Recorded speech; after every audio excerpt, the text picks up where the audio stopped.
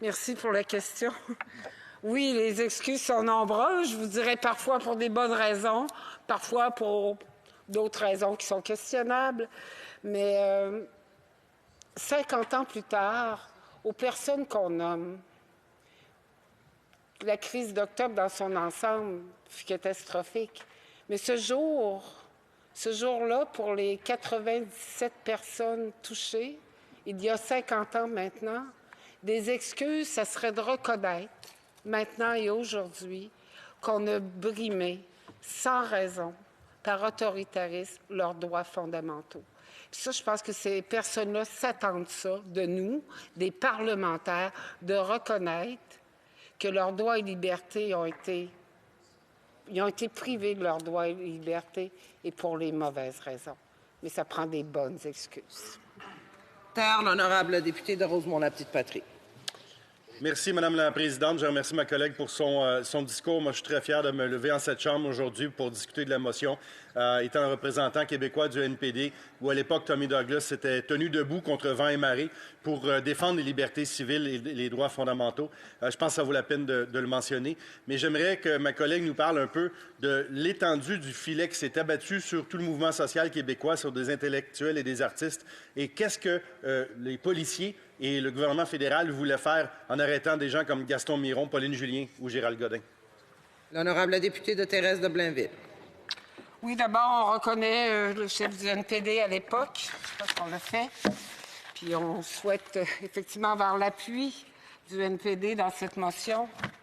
Ce que ça l'a détruit les aspirations les plus légitimes de gens qui militaient fondamentalement pour des aspirations de liberté, de droit, de démocratie. Il y avait une effervescence au Québec qui était animée par le peuple, mais aussi des grands militants, des journalistes.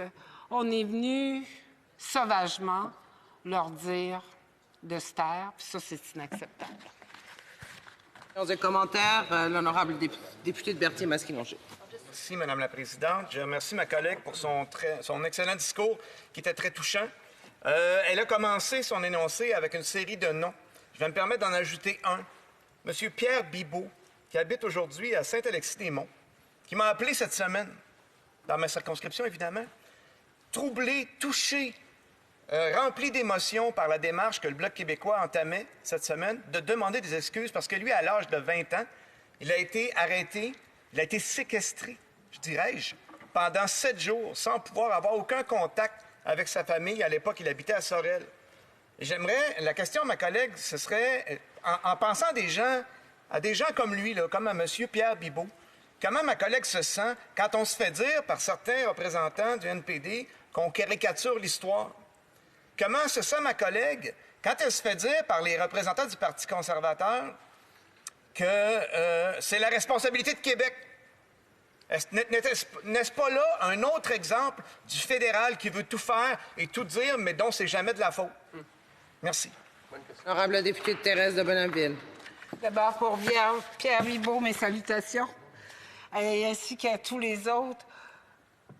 Comment je me sens? J'ai un double sentiment. J'ai un sentiment d'indignation, puis aussi un sentiment de colère. Cette histoire-là a été marquante. Elle était marquante, puis il y a eu un choix délibéré qui a été fait. Je vais le dire en français. Regardez-moi bien aller.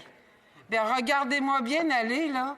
Ça l'a fait en sorte que des vies, des familles, des maisons, sans cause, sans raison, qui ont été pris en otage, finalement, d'une situation, effectivement, au Québec, qui était difficile, mais que jamais, jamais, ça ne méritait autant de grogne. Et pourquoi, justement, le gouvernement, pourquoi aujourd'hui, 50 ans plus tard, pas dans 100 ans, ne donne-t-il pas ses excuses?